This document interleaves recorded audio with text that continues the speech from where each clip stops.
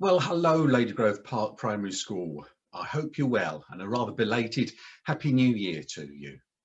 Thought today we would look at a story which, well, is one of my favourite stories in the Bible, and it's a story that you will find in Luke's Gospel. I'll just get up the PowerPoint and then we can see. So if you need to check it out later, make sure I have told the right story. It's in Luke chapter 10, verses 25 to 37. And it starts off with a guy talking to Jesus about the important laws in the Bible. And the guy sort of explains to Jesus, well, he thinks the important ones are love God and love your neighbor. And Jesus goes, yeah, well done. That's about right. And the guy says to him, yeah, but who's my neighbor? Is it just the people living either side of me? Or is it more than that? And so Jesus told him this story about a man who was traveling on a road to a place called Jericho. And this was well known as a rather dangerous road, not because of the traffic, but because there were thieves and robbers. And sure enough, unbeknown to this traveller as he was wandering along the road, there were thieves waiting for him. And as he got to them, they jumped him and they gave him a real good kicking and punching, leaving him almost dead, taking away his property and leaving him there, I guess, to die. Fortunately for the man, a little while later, a priest, somebody who worked in the temple, like the church, was wandering by. And not surprisingly, he saw the man lying there looking injured. But, well, we don't know why. Maybe he was a bit worried that maybe this was a trap, that the robbers would come back and grab him as well. But he left the guy there and ran off. Well, as you can imagine, the poor guy was feeling even worse now. But fortunately, a bit later, a Levite came. Now, a Levite also worked in the temple, doing a slightly different job to a priest. So he too was regarded as an important person in Israel. And so he got to the person, but he ran off as well. Then who should come by but a Samaritan? Now, I'm going to just pause the story there because you might be thinking, well, what's a Samaritan? A little bit of history of Israel.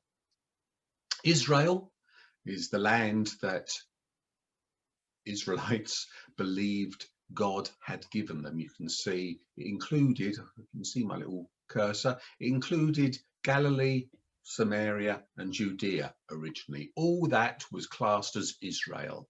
And the Israelites believed that they were a special people, that God had said they were his people, and that all of them were to worship in a place called Jerusalem, the capital of Israel, which is here. And all had been going well until there'd been a bit of a disagreement about who should be king after one of the kings had died. And the people in the north of Israel said that they wanted one person to be their king, and the people in south of Israel said that somebody else should be their king. And so they divided into two nations. At the time, they were just calling themselves the North Kingdom and the South Kingdom. And as you can imagine, because everyone had to worship God in Jerusalem, that was okay for this area. But up north, well, they couldn't without going to another land. So they set up their own places to worship God. And they really fell out. And so they became two separate nations. These people called themselves Judea because one of the tribes of Israel that was in that area was Judah. And that's where we get the name Jews for people from Israel. And here they had Samaria. And so they called themselves Samaritans. And by the time of Jesus, well, the people of Judea did not like the people of Samaria because they had while these people in Judea had stuck to all the rules in the Old Testament, the Jewish part of the Bible, the people of Samaria had maybe adapted their religion by taking on sort of ideas from other religions around them. And they had married people from other nations, while, again, the people of Judea felt that that was wrong. In many ways, by the time we get to Jesus, it was a bit like, I guess, that in Harry Potter, people who were of mixed blood, Muggle and Wizard, would be regarded by the Malfoys. I'm not saying that people of Judea were like the Malfoys, but there was that attitude of, well, prejudice, discrimination, dislike for the people of Samaria, the Samaritans. And so, as I say, Jesus said that a Samaritan came and found this person who had been robbed. He got off his donkey, he wrapped the man up in bandages, he poured oil on his wounds to soothe them, and then he got him on his donkey and he led him all the way to the nearest town. And he found a hotel there. And he said to the man who owned the hotel, "Can you look after this person? Here, I'll pay you. And if this isn't enough, if he takes longer to recover than I imagine, then next time I'm here, I'll pop in and I'll give you some extra money to pay for the extra time he stays with you."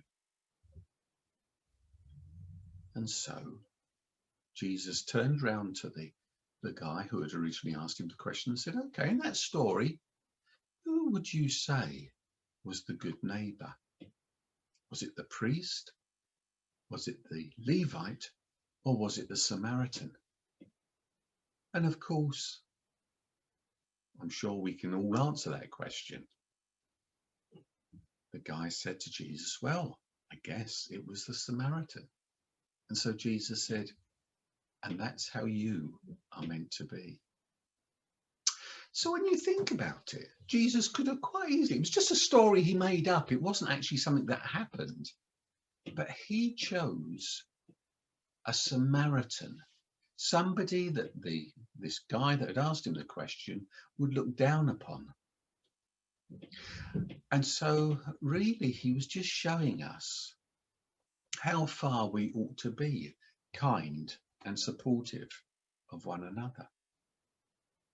Because the Samaritan, as he encountered this person who had been attacked by the robbers, well, that person was from Judea, a Jew. It may well have been that he was a person who had treated Samaritans in the past unkindly, called them names or worse. And so in this story, really, Jesus is saying, treat anybody who's in need with kindness, even if that person in need is somebody who's been horrible to you in the past, who has called you names. We live in a world, certainly at the moment, where there's a lot of unkindness, I dare say, a lot of division, with people taking their sides and saying, "I won't have anything to do with those people. They have got different ideas to me. I might call them names. I might just ignore them. I'll have nothing to do with them." Well, Jesus was saying that's not the way to get on. The way to get on, the way to make this world better, is to be kind even to those that we disagree with. I think Jesus has got a good idea. I think if we all lived like that, this world would be a better place. Because while people are divided, and while we say, "I'm not going to talk to you, I'm not going to listen to you, you've got different ideas to me," then we don't learn from each other and we can't come together as a community. But when people are unkind to us and we say, "I don't care that you're unkind to me, I'm going to meet that unkindness with love and care," then that's the way to break down barriers. and actually learn that we're all the same really deep down, even if we have different views. So as we start this year, let's see how we can be kind, even to those who've got different ideas to us, different understandings, that we can make this world a better place. I'm just going to finish with a little prayer. And as usual, I'll finish with Amen, which simply means I agree. So have a little think, maybe think about this world, think about your situation, maybe think about people that you maybe don't get on so well with. It might be somebody in your family, it might be somebody at school, it might be somebody elsewhere. Just think to yourself, how might I be able to maybe break down those barriers and take a lesson from that Good Samaritan, as he's called. So let's just close our eyes and think. So we thank you for that story that Jesus told that man. We thank you that it goes way beyond our understanding. It's not just about being kind to people that we like, or people that are the same as us, people that have the same ideas as us, but rather Jesus said we should be kind to everybody, even if we can't expect anything in return. Help us to learn from that. Help us to be kind to everyone, to break down those walls of division and unkindness that we're so good at building. Help us to make this world a better place, where we show kindness and love and care to all. Amen. So, thank you for listening. Take care of yourselves and take care of one another. And I'll see you again in February. God bless.